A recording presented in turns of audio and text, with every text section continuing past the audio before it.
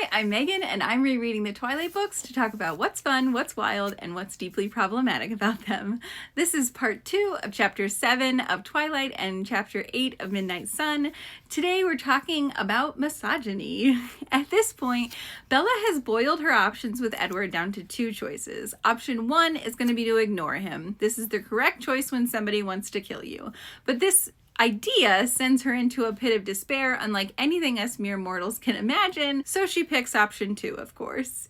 Gaslight herself into believing Edward has never hurt her, even though he's glared at her like she's constantly ruining his life, made her think there was something wrong with her, triggered a depressive spiral before she had even spoken to him, tried to make her question her sanity, and then when that didn't work, threatened her. Obviously, the right move is to worry about his feelings and try to be with him even though it's dangerous. Totally sane. Anyway, back at school, Bella casually tells Mike her essay is about whether Shakespeare's treatment of women is misogynistic.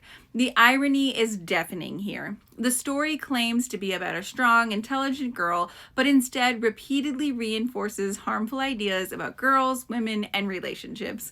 Bella's entire identity begins to revolve around the boys and men in her life. She has no hobbies and no real platonic friendships. Her entire world becomes about Edward, and erases Bella.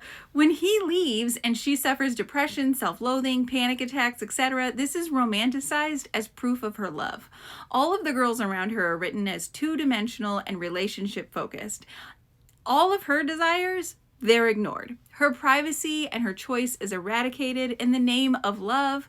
In Midnight Sun, Edward tells us that he has now oiled Bella's window so he can sneak in and out more quietly at night. Super sweet, not creepy at all. And at school, Edward is listening to the entire conversation Bella is having about misogyny through Mike's thoughts because Edward has stopped paying attention in class. He just mentally follows Bella around all day like a supernatural ring camera.